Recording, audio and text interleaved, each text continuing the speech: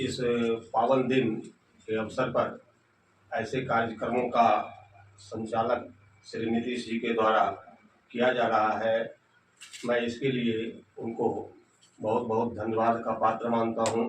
साथ ही यहाँ पर उपस्थित हमारे अभिभावक स्वरूप वरिष्ठ शिक्षक अर्जुन सर का भी मैं सत सत नमन करता हूँ और अपने छात्र छात्राओं के बीच कुछ संदेश देने का काम करता हूँ। आज कई दृष्टिकोण से हमारे राष्ट्र के लिए, राज्य के लिए, समाज के लिए आज का दिन बहुत ही पावन दिन है। सबसे पहले तो इस पावन दिन को हम लोग सविता देवता के नाम करते हैं और जो भी यहाँ के लोग इस मोटिवेशनल कार्यक्रम से जुड़े हुए हैं वो तो सारी बात को समझते ही होंगे। तो मैं सबसे पहले उनको कहना चाहता हूँ कि आज के पावन दिन के अवसर पर आप सभी लोग एक दृढ़ प्रतिज्ञा लीजिए। कहीं बैठने से या इस मोटिवेशनल केंद्र में आ जाना ही आपका अंतिम ध्येय नहीं है। यहाँ आकर आपने क्या ग्रहण किया वो बहुत मायने रखता है। तो आज हमारी ओर से कम आप दृढ़ प्रतिज्ञ हो जाइए और भिजवा दीजिए संदेशा अपने सविता देवता को, क्योंकि आप लोग यहाँ हैं और अधिकांश लोग आते ही होंगे। तो एक है ना गीत, ओ सविता देवता संदेशा मेरा तू ले जाना। तो आज उस देवता को, देवी को अपना संदेशा दीजिए कि आपको वो सद्बुद्धि दे, सतमति दे, ताकि आप भविष्य में आगे बढ़िए। यही मेरी शुभकामना होगी। दूसरा, आज हमारे राष्ट्र के लिए भी एक पावन पर्व है जिसको हम बाबा अम्बेडकर साहब के जयंती के अवसर पर भीम जयंती के रूप में भी और इस रूप में भी ये आप सब लोगों को सर्वज्ञात ही होगा, क्योंकि आप सभी लोग अध्ययनरत छात्र छात्राएं हैं। कि वो हमारे संविधान के जनक थे, संविधान के शिल्पकार थे और उसी के बदौलत उन्होंने, जैसे कोई शिल्पकार मूर्ति का सांचा ढांचा गढ़ता है, हमारे संविधान का इतनी अच्छी सलीके से सांचा ढांचा गढ़ा जिसके बलबूते पर आज हम देश का विधान और संविधान को कायम रखे हुए हैं। हम अपने अधिकार और कर्तव्यों को, समाज में भाईचारा एकता के संदेश को जगाए हुए हैं और हमारा राष्ट्र प्रगति के पथ पर प्रशस्त होकर आगे बढ़ रहा है। तो मैं सबसे पहले उस महामानव को आज उनकी जयंती के दिन सत सत नमन करता हूँ, कोटि कोटि प्रणाम करता हूँ, वंदन करता हूँ, अभिनंदन करता हूँ। अब फिर आज का जो मुख्य समारोह जिसमें मुझे भी उपस्थित होने का मौका मिला, मैं काफ़ी सराहना करता हूँ नीतीश जी का कि इनके अंदर ऐसी भावना है। और जब कभी हम लोगों को इस मंचन के लिए बुलाते हैं, बहुत कम आ चुके हैं, लेकिन ये अपना वो कहने का जो आग्रह है वो कभी नहीं छोड़ते हैं। लाचारी बस नहीं आ पाते हैं, बहुत आने की हार्दिक इच्छा होती है, सच्चाई है। और आज के प्रोग्राम को भी मैंने कहा था कि हम 10 मिनट के लिए भी जरूर आएंगे। तो ये इनका काफ़ी सराहनीय कदम है। आप लोग भी हृदय से इसको जरूर, इस बात को ग्राह्य करते होंगे कि अभी के ज़माने में निस्वार्थ भाव से ऐसे केंद्रों का संचालन किया जाना इक्का दुक्का लोगों के ही हाथ में है। मैं इसकी काफ़ी सराहना करता हूँ। दूसरा, हमारे यहाँ जो उपस्थित छात्र छात्राएं हैं, इसमें से कुछ हमारे विद्यालय से अभी अभी उत्तीर्ण हुए हैं, कुछ दिन पहले उत्तीर्ण हुए होंगे और कुछ अभी हमारे 9 क्लास के भी हो सकते हैं। ठीक है, मैं सबको ये कहना चाहता हूँ कि आज जो हमारा विद्यार्थी एक अच्छा मुकाम पाया, जो 2024 के वार्षिक माध्यमिक परीक्षा का नतीजा आया, तो हम लोग तो इसको पूर्व से जानते थे।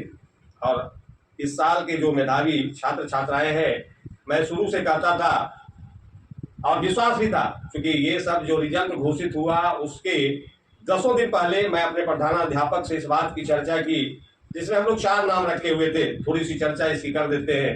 एक किरण कुमारी, एक निशु कुमारी, राम सनेही और गौरव।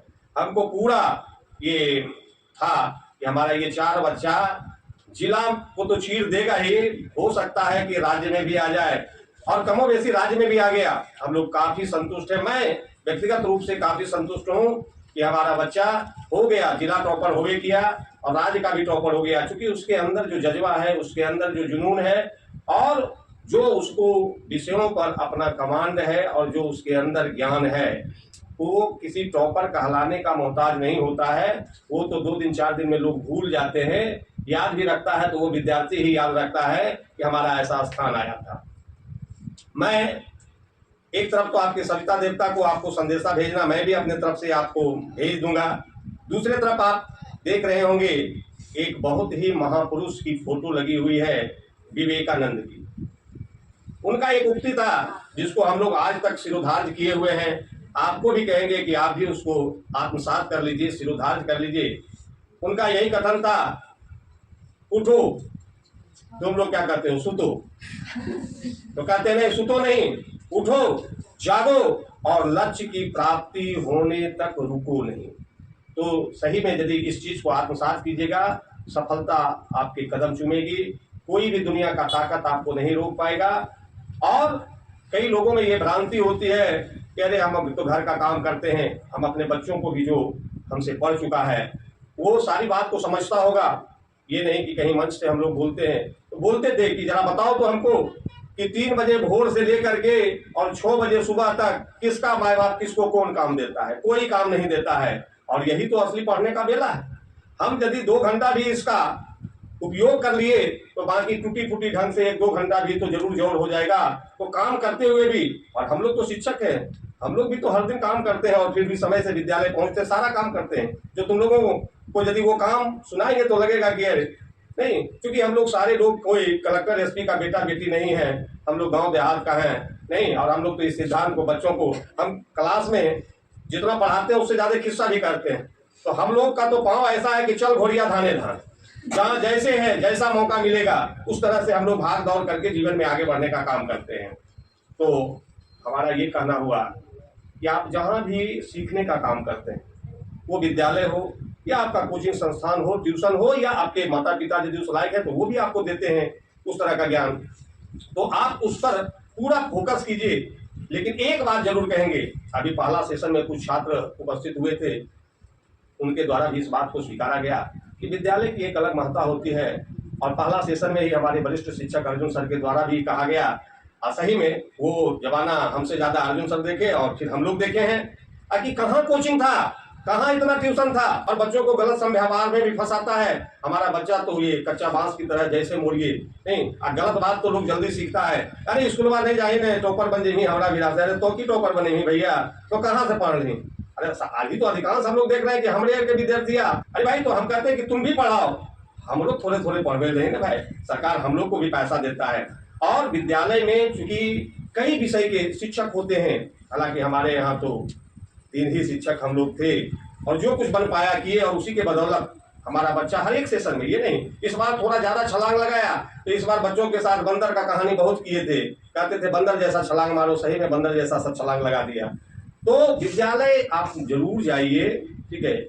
और दूसरी बात है कि ये 11वां वर्ष है हम लोगों को इस रोड से और इस गांव समाज से जुड़ने का। और जब दूसरी तरफ जाते हैं, खास करके उक्सी और सियानी के बच्चों से हमारा गहरा संबंध रहा। इसका एक ही कारण है कि उसके पास शिष्टता बहुत थी। हम लोग हर एक जगह कहते थे, कभी कभी ये सब चीज़ें भी मिल जाती थी कि आप उसको ज़्यादा मानते हैं, उसको ज़्यादा, हम लोग इसकी परवाह नहीं करते थे और बोलते थे कि मानेंगे उसी को, दान उसी को दीजिए जो पात्र है। पूरे गोड़ हाथ वाले को यदि आप 10 रुपया भी देते हैं तो आप गुनाह कर रहे हैं। तो पात्र को दान दिया जाता है, हम लोग जिसको पात्र समझते थे उसी को विद्या का दान दिए और उसके प्रति काफी समर्पित होकर के दिए। आप भी चाहे कोई भी शिक्षक रहे, शिक्षक शिक्षक होते हैं, आप भी वैसा संव्यवहार रखिए शिक्षकों के प्रति, ठीक है। तो जरूर आपको उछल के दे देंगे और आशीर्वाद भी देंगे, और आशीर्वाद कभी खाली नहीं जाता है। और यहाँ के बच्चे तो काफी शिष्ट हैं, ये नहीं कि यहाँ के मंचन पर आए हैं तो ये तो हम, जो हमारा विद्यार्थी होगा यहाँ का तो करता होगा, हम खुल के बोलते थे। तो हम लोग ये आज के दिन आप लोगों को भी यही अंतिम रूप से कहना चाहेंगे ताकि आप पढ़ाई में मन लगाइए। काम सब लोग करता है, काम का कोई बहाना नहीं करना है, और विद्यालय जरूर जाइए, विद्यालय का एक अलग माहौल होता है, ठीक है। और बाकी समय आपका मिले तो आप ट्यूशन कोचिंग भी कीजिए, जरूर कीजिए, इसके लिए कभी हम लोग मना भी नहीं किए थे। और फिर हम अपने सारे छात्र छात्राओं के लिए आज के दिन उसको काफ़ी बधाई देते हैं, हार्दिक शुभकामना देते हैं, और इसी बात के साथ मैं अपना आज का वाणी विराम करता हूँ।